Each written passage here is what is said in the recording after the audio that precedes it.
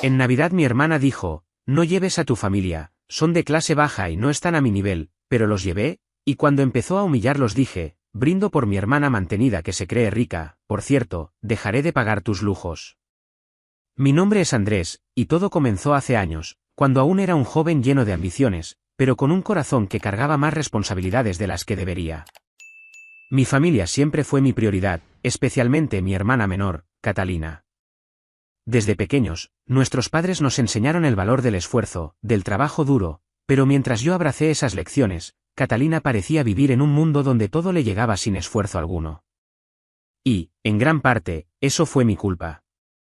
Crecimos en un hogar modesto, en un barrio de clase media donde las cosas no sobraban, pero tampoco faltaban.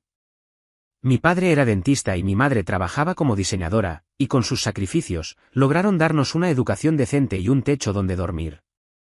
Yo, siendo el mayor, siempre sentí que debía cuidar de Catalina.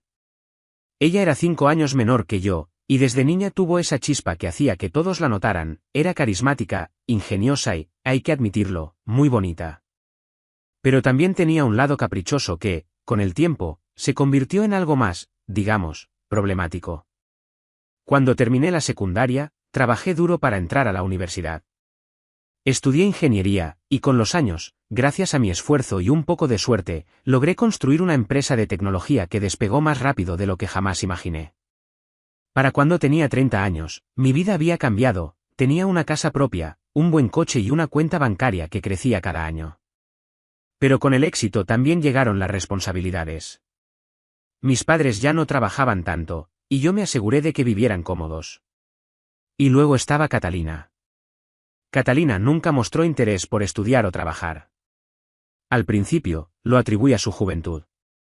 Ya madurará, pensaba. Pero los años pasaron, y ella seguía viviendo como si el mundo le debiera algo. Cuando cumplió 20 años, le propuse ayudarla a pagar una carrera universitaria o un curso técnico, algo que le diera independencia.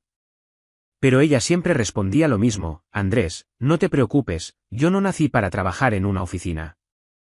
Eso es para los comunes. Sus palabras me dolían, pero no insistí. En cambio, cometí el error más grande de mi vida, empecé a mantenerla. Le di una tarjeta de crédito, pagaba su departamento en una zona exclusiva de la ciudad, le compraba ropa de diseñador, bolsos caros, viajes al extranjero. Todo lo que ella quería, yo se lo daba. Pensé que así la estaba ayudando, que algún día ella encontraría su camino y me lo agradecería. Pero lo que logré fue crear un monstruo.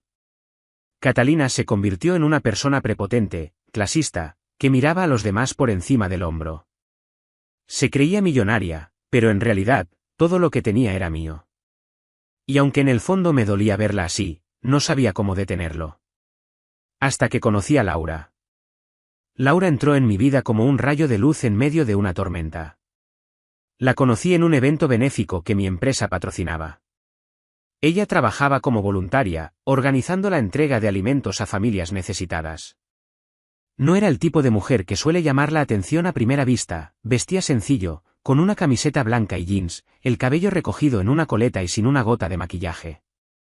Pero había algo en su sonrisa, en la forma en que hablaba con las personas, con tanto respeto y calidez, que me atrapó desde el primer momento.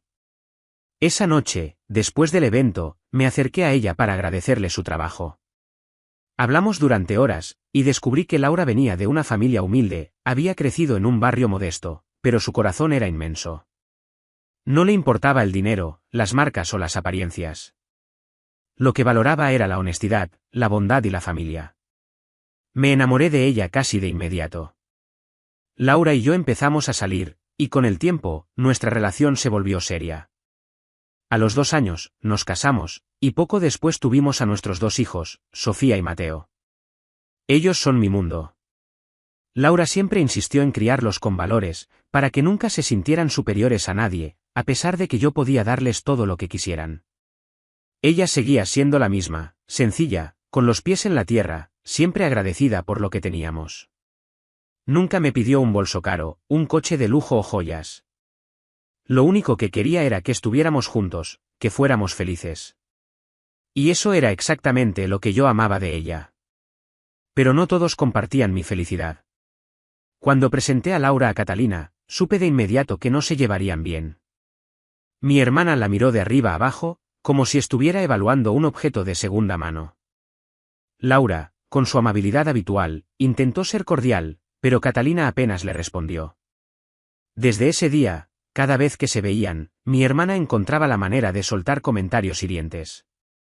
Si Laura llevaba una blusa sencilla, Catalina decía algo como, «Ay, Laura, ¿no te cansas de vestir como empleada doméstica?».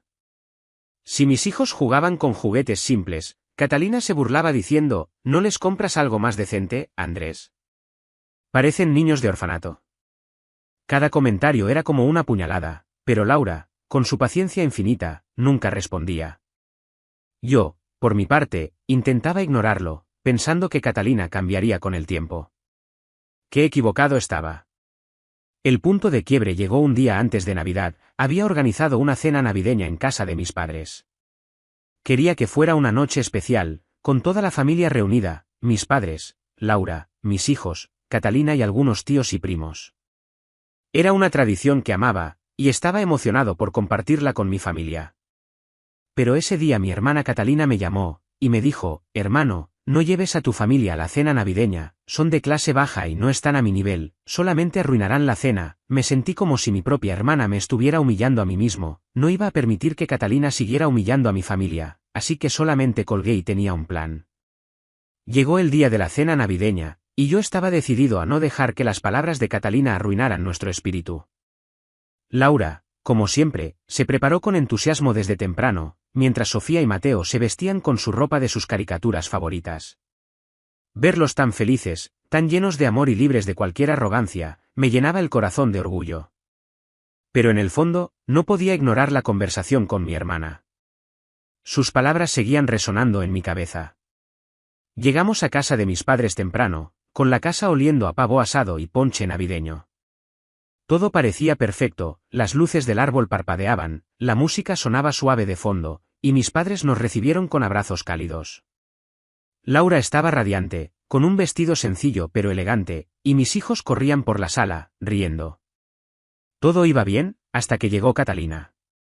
Entró al comedor como si fuera la reina del lugar, con un vestido de diseñador que yo mismo había pagado, un bolso de marca colgado del brazo y un perfume que llenaba el aire. Saludó a mis padres con besos exagerados, charló con mis tíos y primos, pero cuando pasó junto a Laura y los niños, no dijo ni una palabra. Solo los miró de arriba abajo, con esa mueca de desprecio que ya conocía tan bien. No les dio ni un hola. Laura, fiel a su naturaleza, no dijo nada, solo sonrió y siguió ayudando con los preparativos. Pero yo noté el dolor en sus ojos, y eso me dolió más que cualquier cosa.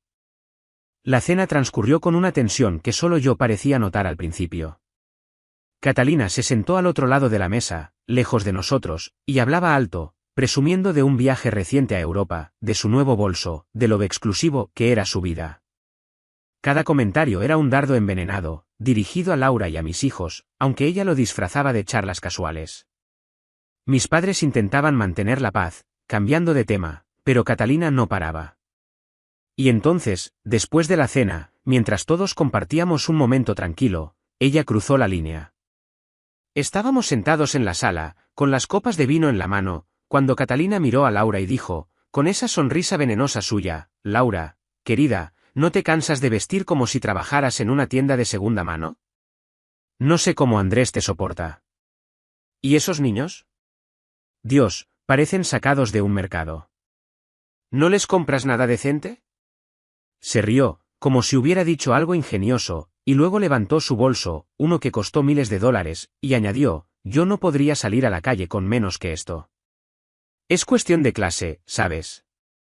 El silencio que siguió fue ensordecedor. Laura bajó la mirada, apretando los labios, y vi a Sofía y Mateo mirándose entre ellos, confundidos. Algo dentro de mí se rompió. Había soportado los comentarios de Catalina durante años, pero humillar a mi esposa y a mis hijos frente a toda la familia fue demasiado. Me puse de pie, golpeé mi copa con una cuchara para llamar la atención, y todos me miraron. El corazón me latía con furia, pero mi voz salió firme y clara. «Quiero hacer un brindis en esta noche especial», comencé, levantando mi copa. «Brindo por mis padres, que me dieron todo lo que soy con su amor y su esfuerzo. Brindo por mi esposa, Laura, el amor de mi vida, y por mis hijos, Sofía y Mateo, que son mi mayor orgullo, por su humildad y su corazón inmenso. Y, por último, brindo por mi hermana, Catalina, la mantenida de la familia que se cree millonaria. Porque, aunque nunca ha trabajado un día en su vida, vive como reina gracias al dinero que le he dado cada mes. Pero eso se acabó. A partir de este momento, no pagaré más tus lujos. Hice una pausa, dejando que mis palabras se asentaran.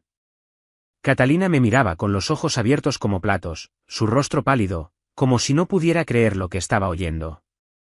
Saqué mi celular del bolsillo, lo puse en altavoz y marqué al banco frente a todos.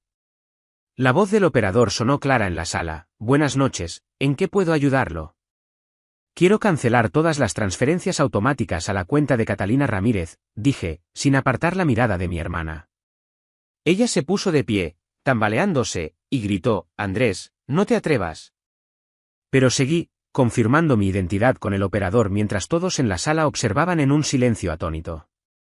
Listo, dije finalmente, colgando la llamada y guardándome el celular. De ahora en adelante, Catalina, búscate un trabajo y paga tus propias cuentas. La sala estalló en un murmullo caótico. Algunos de mis primos soltaron risas contenidas, otros intercambiaban miradas de sorpresa, y mi tía Clara dejó escapar un vaya, que no intentó disimular. Mis padres parecían incómodos, mi madre apretando las manos en su regazo, mi padre mirando al suelo, pero ninguno dijo una palabra. Catalina, en cambio, estaba en shock. Su rostro, normalmente tan compuesto y arrogante, ahora era una máscara de pánico y rabia. No puedes hacerme esto, Andrés, gritó, con la voz quebrándose. Soy tu hermana. Es tu obligación mantenerme. Siempre me has cuidado, no puedes dejarme así. Su tono era una mezcla de súplica y exigencia, como si aún creyera que podía manipularme. Me reí, una risa corta y amarga que salió sin que pudiera evitarlo. ¿Mi obligación? En serio, Catalina, eso te pasa por humillar a mi familia.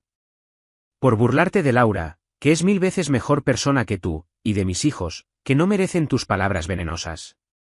¿Quieres lujos? Gánatelos. Ya es hora de que crezcas. Mis palabras fueron como un golpe, y vi cómo sus ojos se llenaban de lágrimas. Intentó hablar, balbuceando algo sobre lo injusto que era, pero al ver que no cedía, su expresión cambió. La rabia tomó el control. Agarró su bolso de marca con tanta fuerza que sus nudillos se pusieron blancos, dio media vuelta y salió de la casa, dando un portazo que hizo temblar las ventanas. El silencio que dejó su salida fue breve. Poco a poco, la sala volvió a la vida. Mis primos retomaron sus conversaciones, algunos aún riendo por lo bajo, y mi madre se levantó para servir más ponche, como si quisiera disipar la tensión. Laura, que había estado en silencio todo el tiempo, se acercó y me tomó de la mano. Gracias, susurró, con una mirada que decía más que cualquier palabra. Sofía y Mateo, ajenos a la gravedad del momento, volvieron a reír mientras jugaban con un adorno navideño. La cena navideña continuó, y aunque al principio había un eco de incomodidad, pronto el ambiente se volvió más ligero, más auténtico. Sin la presencia de Catalina, con su arrogancia y sus comentarios hirientes, la noche se transformó en una de las mejores que recuerdo. Por primera vez en mucho tiempo, sentí que mi familia, Laura, Sofía, Mateo, estaba realmente en el centro de todo, protegida y valorada como merecía. Los días posteriores a la cena navideña fueron como caminar sobre un campo minado. Mi teléfono no paraba de sonar, y cada notificación era un recordatorio de la tormenta que había desatado. Catalina, mi hermana, estaba desesperada. Sus mensajes de voz llenaban mi buzón, y cada uno era un reflejo de su estado emocional, al principio, suplicante, con un tono que intentaba apelar a nuestra conexión como hermanos, luego, furiosa, como si yo le hubiera traicionado de la peor manera. Andrés, no puedes hacerme esto, soy tu hermana, decía en uno de los primeros mensajes, con la voz temblorosa, como si estuviera al borde del llanto. Siempre me has cuidado, ¿cómo me dejas así ahora? En otro, su tono cambió a uno más manipulador, te prometo que no volveré a decir nada de Laura ni de los niños, pero por favor, no me cortes el dinero. No sé qué hacer sin él. Cada mensaje era como un puñal, no porque me convenciera de cambiar de opinión, sino porque me recordaba cuánto había contribuido yo a esa dependencia. Durante años, le había dado todo: el departamento en la zona más exclusiva de la ciudad, la tarjeta de crédito sin límite, los viajes, los bolsos de diseñador, los zapatos que costaban más que el sueldo mensual de muchas personas. Había creído que, al darle todo eso, estaba cuidándola, protegiéndola. Pero ahora veía la verdad: le había robado la oportunidad de crecer, de enfrentarse al mundo por sus propios medios. Y aunque una parte de mí sentía culpa, cada vez que recordaba cómo había humillado a Laura y a mis hijos en la cena navideña, esa culpa se desvanecía como humo. No fue fácil. Una parte de mí sentía culpa: después de todo, yo la había acostumbrado a esa vida. Pero cada vez que recordaba cómo humilló a mi familia, la culpa se desvanecía. Laura, como siempre, me apoyó. Hiciste lo correcto, me decía. Ella necesita aprender a valerse por sí misma. Y tenía razón. Los días se convirtieron en semanas, y Catalina no dejaba de insistir. Una mañana, mientras desayunaba con Laura, recibí una llamada suya. No contesté, pero dejó otro mensaje de voz. Esta vez, su tono era más desesperado: Andrés, por favor, no tengo cómo pagar el alquiler. Si no me ayudas, voy a perder el departamento. No sé qué hacer. Escuché el mensaje en altavoz, y Laura me miró con una mezcla de compasión y firmeza. No cedas, me dijo. Si lo haces, ella nunca aprenderá. Asentí, aunque no fue fácil. Había pasado años siendo el hermano mayor protector, el que resolvía todos los problemas. Pero esta vez, tenía que dejar que Catalina enfrentara las consecuencias. Un mes después, mi madre me llamó. Su voz sonaba cansada, pero no sorprendida. Catalina se mudó con nosotros ayer, me dijo. No pudo pagar el alquiler, y el casero le dio una semana para desocupar el departamento. Sentí un nudo en el estómago. Imaginé a mi hermana, que siempre se había jactado de vivir en un edificio con vistas al parque más exclusivo de la ciudad, recogiendo sus cosas y volviendo a casa de mis padres como si fuera una adolescente otra vez. No la vamos a mantener, Andrés, continuó mi madre. Tu padre y yo le dijimos que, si quiere quedarse aquí, tiene que contribuir. No somos ricos, y no vamos a vivir como tú lo hacías con ella. Me sorprendí de la firmeza de mis padres. Siempre habían sido cariñosos con Catalina, tal vez demasiado, pero esta vez parecían decididos a no repetir mis errores. Está buscando trabajo, añadió mi madre. Aunque no para de quejarse. Dice que ningún empleo está a su altura. No pude evitar sonreír con amargura. Claro, para Catalina, cualquier trabajo que no incluyera glamour o un sueldo exorbitante era una ofensa personal. Unas semanas después, mi madre me contó que Catalina había conseguido un empleo como secretaria en una pequeña empresa de seguros. El sueldo era modesto, apenas suficiente para cubrir lo básico, y mucho menos para mantener el estilo de vida al que estaba acostumbrada. Tuvo que vender casi toda su ropa, me dijo mi madre en una llamada. Los bolsos, los zapatos, los vestidos, todo lo que tú le compraste. Dice que necesitaba el dinero para pagar deudas. No pregunté qué deudas, pero no era difícil imaginarlo: tarjetas de crédito al límite, facturas acumuladas, quizás hasta préstamos que nunca me mencionó. Catalina había vivido como si el dinero fuera infinito, y ahora la realidad la estaba golpeando con fuerza. Actualización 1. Han pasado 3 meses desde aquella Navidad, y algo que nunca imaginé comenzó a suceder. Una tarde, Laura y yo decidimos visitar a mis padres. Era un domingo tranquilo, y llevamos a Sofía y Mateo para que pasaran tiempo con sus abuelos. Cuando llegamos, la casa olía a café recién hecho y a las galletas caseras que mi madre siempre preparaba. Todo parecía normal, hasta que vi a Catalina salir de la cocina, con un delantal puesto y una bandeja de galletas en las manos. Me quedé paralizado. No era solo el delantal, algo que nunca había visto en ella, sino su actitud. Cuando nos vio, su rostro se iluminó con una sonrisa que no había visto en años, una sonrisa genuina, no la máscara arrogante que solía llevar. Andrés. Laura. Qué bueno que vinieron, dijo, y para mi sorpresa, se acercó a Laura y la abrazó. Luego se agachó para saludar a Sofía y Mateo, revolviéndoles el cabello con cariño. ¡Qué grandes están!, exclamó, y les ofreció galletas con una calidez que me dejó sin palabras. Laura, siempre amable, le devolvió el abrazo y le agradeció, aunque noté una chispa de sorpresa en sus ojos. Los niños, ajenos a la tensión del pasado, aceptaron las galletas y corrieron a jugar al patio con mi padre. Catalina nos invitó a sentarnos en la sala, y mientras mi madre traía el café, ella comenzó a hablar. Andrés, quiero disculparme, dijo, mirando al suelo por un momento antes de levantar la vista. Lo que hice en Navidad fue horrible. No tenía derecho a hablar así de Laura ni de los niños. Estaba ciega, creyendo que era mejor que los demás solo porque tenía cosas caras. Pero todo eso, lo pagabas tú. No pude evitar sonreír. Me alegra escucharte, Catalina, dije. No te mentiré, lo que pasó dolió mucho. Pero si estás dispuesta a cambiar, aquí estaré. No prometí volver a darle dinero, y ella no lo pidió. En cambio, me habló de su trabajo, de cómo estaba aprendiendo a usar un sistema de archivos en la oficina, de lo extraño que era llegar a casa cansada pero satisfecha. Era una Catalina nueva, o quizás la Catalina que siempre estuvo ahí, escondida bajo capas de arrogancia. Todo esto me enseñó que el amor verdadero está en las cosas simples, y que a veces, dejar ir a alguien es la única forma de ayudarlos a crecer. Pero también me mostró que el cambio es posible, incluso para alguien como Catalina. Brindo por eso. Suscríbete para más historias diarias.